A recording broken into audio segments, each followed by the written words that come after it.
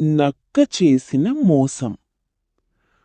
ఒక అడవిలో ఒక తెలివైన నక్క ఉండేది. దాని పేరు మాయనక్క. అదే అడవిలో ఒక అమాయక కాకి ఉండేది. దాని పేరు కారికాకి. ఒకరోజు కారికాకి ఒక పెద్ద జున్ను ముక్క దొరికింది. అది చాలా ఆనందంగా చెట్టు కొమ్మపై కూర్చుని తినబోతుంది.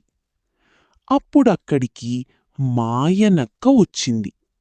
జున్ను చూసి దానికి ఆశ వచ్చింది. అది ఎలా తీసుకోవాలి అని నక్క ఆలోచించింది. కొద్దిసేపటి తర్వాత నక్క నవ్వుతూ చెట్టు కింద నిలబడి, అయ్యో కారికాకి, నీ గొంతు చాలా మధురంగా ఉంటుందని విన్నాను. ఒక పాట పాడవా అంది. కారికాకి చాలా గర్వంగా అనిపించింది. నిజంగా నా గొంతు అంత బావుందా అని అడిగింది.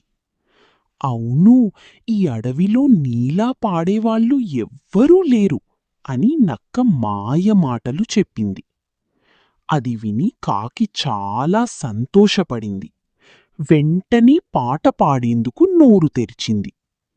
అంతే, దాని నోట్లో ఉన్న జున్ను కింద పడిపోయింది. మాయనక్క వెంటనే జున్ను తీసుకొని పరిగెత్తింది. పరిగెత్తుతూ నవ్వుతూ, ఎవరు ఎక్కువగా పొగిడితే వెంటనే నమ్మకూడదు అంది. కారికాకి తన తప్పు అర్థమైంది. ఇకపై ఎవ్వరి మాటలకైనా వెంటనే మోసపోను అని అనుకుంది. నీతి: అతి పొగడ్తలను వెంటనే నమ్మకూడదు. నక్క చేసిన మోసం. ఒక అడవిలో ఒక తెలివైన నక్క ఉండేది. దాని పేరు మాయనక్క.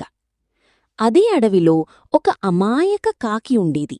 దాని పేరు కారికాకి. ఒకరోజు కారికాకి ఒక పెద్ద జున్ను ముక్క దొరికింది. అది చాలా ఆనందంగా చెట్టు కొమ్మపై కూర్చొని తినబోతుంది. అప్పుడక్కడికి మాయనక్క వచ్చింది.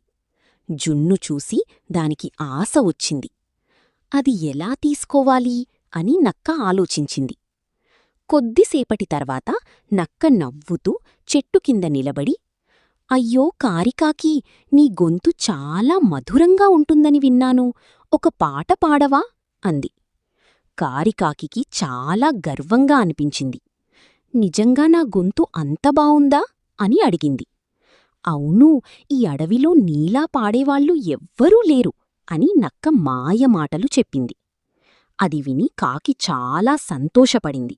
వెంటనే పాట పాడేందుకు నోరు తెరిచింది. అంతే, దాని నోట్లో ఉన్న జున్ను కింద పడిపోయింది. మాయనక్క వెంటనే జున్ను తీసుకొని పరిగెత్తింది. పరిగెత్తుతూ నవ్వుతూ, ఎవరు ఎక్కువగా పొగిడితే వెంటనే నమ్మకూడదు అంది. కారికాకి తన తప్పు అర్థమైంది. ఇకపై ఎవ్వరి మాటలకైనా వెంటనే మోసపోను అని అనుకుంది. నీతి: అతి పొగడ్తలను వెంటనే నమ్మకూడదు.